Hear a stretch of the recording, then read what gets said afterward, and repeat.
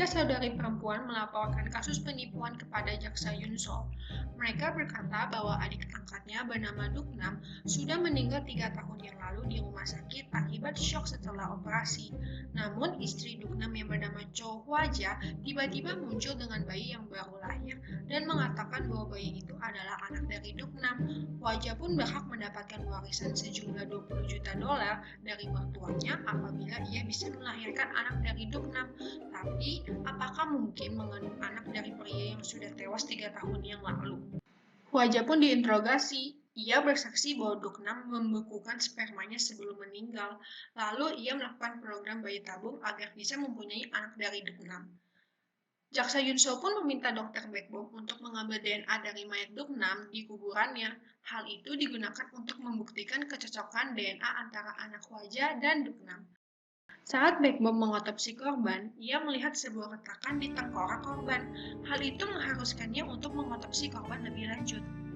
Tapi, ketiga saudari perempuannya tidak mau sama sekali ada otopsi lebih lanjut dan ingin langsung mengkremasikannya. Sesampai di tempat kremasi, peti yang mereka bawa ternyata adalah peti kosong, yang tandanya tim forensik telah mencuri jasad Duknam. Tentunya para saudari perempuan itu datang ke gedung forensik dengan emosi tingkat dewa karena sudah di-prank.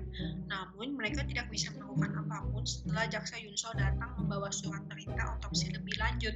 Jika mereka melawan, maka mereka akan kena hukuman pidana. Tetapi karena jasad itu sudah membusuk begitu lama, maka akan sangat sulit untuk mendapatkan DNA-nya. Persidangan pun dimulai dan Jaksa Yunsho hanya membawa bukti seadanya. Ia menemukan kejanggalan pada mendiang Duknam. Diketahui ia meninggal di rumah sakit akibat syok setelah operasi. Tapi mengapa ada retakan di kepala Duknam? Hal itu membuatnya berasumsi bahwa telah terjadi pembunuhan. Ia pun mendakwa ketiga saudari perempuan Duknam sebagai tersangka utama karena mereka bertigalah yang ingin sekali mengincar warisan dari ayahnya. Sangat memungkinkan sih bila mereka rela membunuh adik angkatnya sendiri demi mendapatkan warisan tersebut.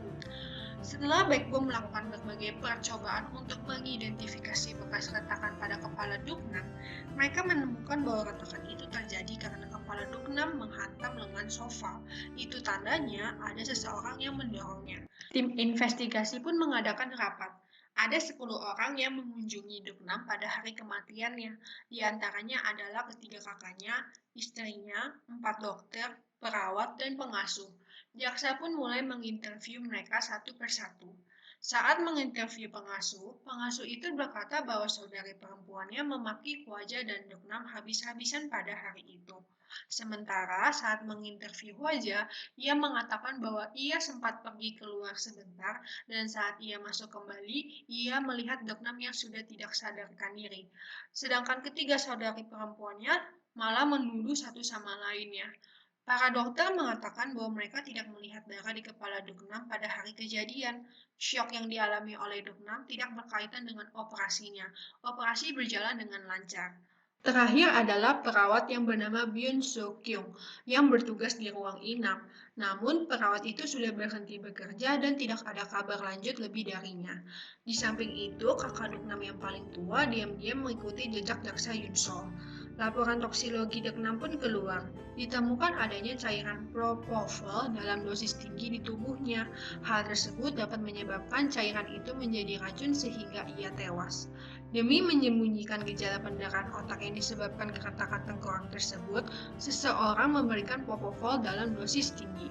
Propofol dalam dosis tinggi hanya bisa diresepkan dari pihak rumah sakit. Yunsho pun mencari staf rumah sakit yang bertanggung jawab dalam meresepkan obat propofol tersebut.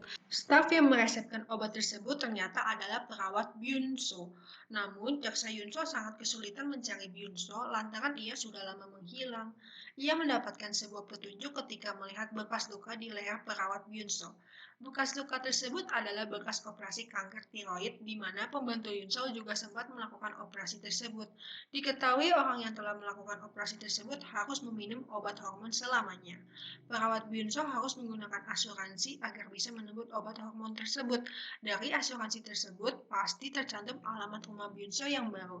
Dengan cara itu, Byun-soo bisa menemukan keberadaannya. Sesampainya di sana, perawat Byun-soo ditemukan tewas dengan banyak bekas suntik di lengannya. Pihak Pihak kepolisian menelusuri bahwa ternyata selama ini perawat Byun-so mendapatkan uang setiap bulan dari kakak Dok-nam yang paling tua. Setelah diotopsi, ternyata Byun-so dibius oleh carian propofol juga. Lalu ia diberikan insulin agar terlihat seperti orang kecanduan. Namun sayangnya pembunuh memakai sarung tangan saat menyuntikkan cairan tersebut sehingga tidak bisa mendeteksi sidik jarinya. Tapi pembunuh juga melewatkan sesuatu. Ia terpaksa harus melepaskan sarung tangannya saat membuka kancing lengan baju Byun-so agar bisa menyuntikkannya. Tim forensik pun mencari sidik jari di kancing lengan baju Byun-so dan ternyata sidik jari itu cocok dengan Choi Hwa-ja. Wow.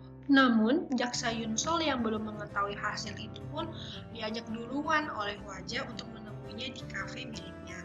Di saat itu, Hwa-ja sudah menaruh racun dalam minuman jaksa Yunsol. Tapi, beruntungnya jaksa Yunsol, ia tidak sengaja menumpahkan minumannya dan pergi ke toilet. Karena Hwa-ja ingin membunuh jaksa tersebut, ia langsung mengeluarkan suntikan propofol dan adu kombat dengan jaksa Yunsol. Polisi dan rekan kerjanya pun datang dengan cepat untuk menyelamatkan jaksa Yunsol dan berhasil menangkap Hwa-ja. Yunsol pun selamat dengan bekas cekikan di lehernya. Ia memberikan sesuatu kepada rekannya dan meminta barang itu untuk dianalisa oleh tim forensik. Polisi pun menciduk kakak Dok-nam yang paling tua yang diam-diam mengikuti jaksa Yunsol. Ia pun langsung menginterogasi Hwa-ja. Hwa-ja pun mengakui bahwa ia adalah pecandu obat-obatan tersebut. Lalu ia berpura-pura hilang ingatan mengenai kejadian barusan. Hei. Yunsol pun menginterogasi kakak yang paling tua. Ia pun mengakui bahwa tujuan ia membayar Byun-so selama ini adalah untuk mengawasi kondisi adik angkatnya.